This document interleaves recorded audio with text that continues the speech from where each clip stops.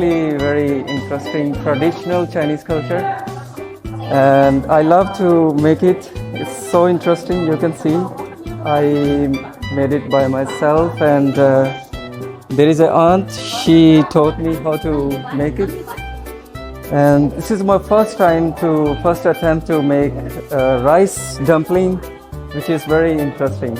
When they have festivals, I feel like I'm at home, and I feel a friendly atmosphere with all the Chinese people. And today I felt great by taking part in this activity.